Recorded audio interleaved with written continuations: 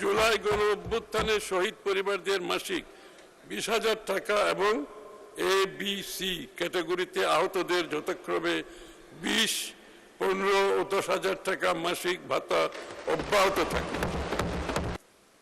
সামাজিক নিরাপত্তা অন্তর্ভুক্তিমূলক উন্নয়ন, দরিদ্র নিরসন ও সামাজিক সুরক্ষা। মাননীয় স্পিকার, আমাদের সামাজিক নিরাপত্তা কর্মসূচির লক্ষ্য হল সকল নাগরিককে জীবন চক্রভিত্তিক পদ্ধতিতে সুরক্ষার আওতায় আনা, যাতে দারিদ্র্য হ্রাস পায়। এটা হচ্ছে লাইফ সাইকেল একটা নাগরিকের।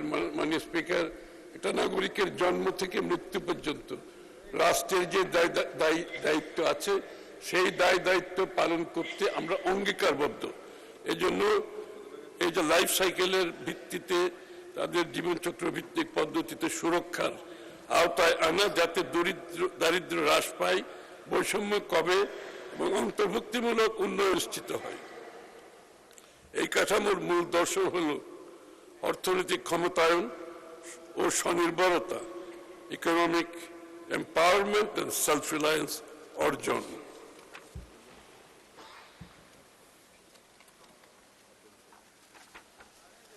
সামাজিক নিরাপত্তা কর্মসূচির মাধ্যমে আমরা একটি বৈষম্যহীন মানবিক কল্যাণ ভিত্তিক রাষ্ট্র গড়ে তুলতে চাই। এ লক্ষ্যে সরকার বেশ কিছু কার্যক্রম গ্রহণ করেছে। সামাজিক সুরক্ষা ও নারীর অর্থনৈতিক ক্ষমতায়ন নিশ্চিতকল্পে আমাদের সরকারের সিগনেচার প্রোগ্রাম ফ্যামিলি কার্ড কর্মসূচি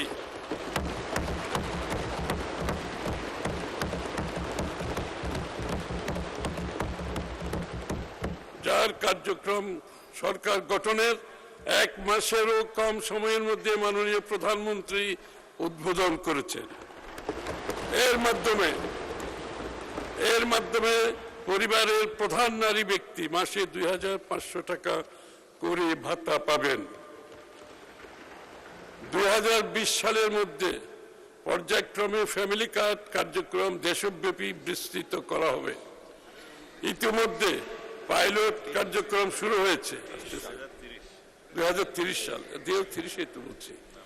2030 সালের মধ্যে পর্যায়ক্রমে ফ্যামিলি কার্ড কার্যক্রম দেশব্যাপী বিস্তৃত করা হবে। ইতিমধ্যে পাইলট কার্যক্রম শুরু হয়েছে। আগামী অর্থ বছরে 41 লক্ষ নারীকে ফ্যামিলি কার্ড প্রদান করা এবং এর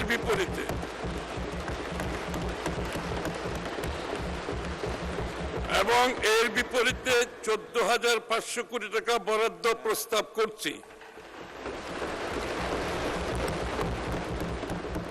বয়স্ক ভাতা, বিধবা ও স্বামী নিগৃহীতা ভাতা অব্যাহত রাখা হবে।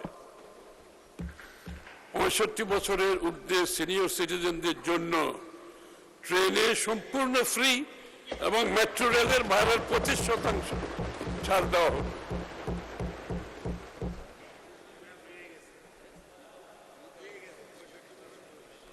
প্রতিবন্ধী ভাতাভোগীর সংখ্যা 48 লক্ষে বাড়ানো হবে এবং মাসিক ভাতা 1,000 টাকা করা হবে। প্রতিবন্ধী শিক্ষার্থী ভাতার সংখ্যা 1 লক্ষে উন্নীত হবে। স্তরভেদে মাসিক ভাতা 1,000 থেকে 1,400 টাকা করা যাবে। মা ও শিশু সহায়তা কর্মসূচির আওতায় 18.95 লক্ষ 18.95 লক্ষ, আবার বলছি, মা ও শিশু সহায়তা কর্মসূচির আওতায় 18.95 লক্ষ মা ও শিশুকে মাসে 850 টাকা দেওয়া হবে।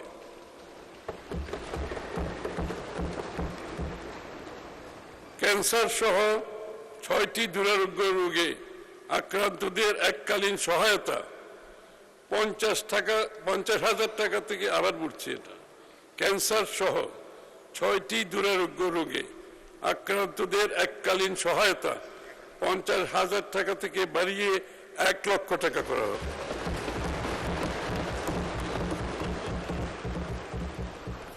বেসরকারি কর্মীদের জন্য সর্বজনীন পেনশন ফান্ডের আওতায় অবসর গ্রহণকালে মোট অর্থের 30% গ্র্যাচুইটি হিসাবে প্রদানের সিদ্ধান্ত নেওয়া হয়েছে।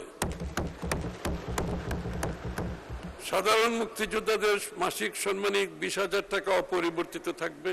খেতাবপ্রাপ্ত মুক্তিযোদ্ধাদের পরিবারের ভাতা 5,000 টাকা করে বৃদ্ধি করে যথাক্রমে বীর শ্রেষ্ঠ 40,000, বীর উত্তম 30,000, বীর বিক্রম 25,000, বীর প্রতীক 25,000 টাকা করা হবে।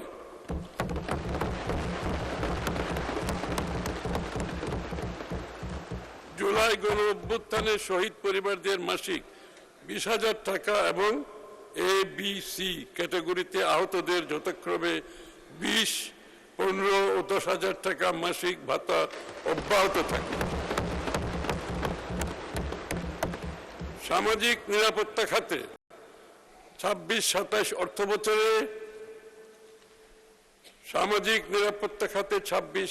অর্থ বছরে 1,46,338 কোটি টাকা বরাদ্দের প্রস্তাব করছে। মানে স্পিকার, সামাজিক নিরাপত্তা খাতে এত বড় বরাদ্দ বাংলাদেশে হয়েছে কিনা আমার জানা নেই। হয় নাই।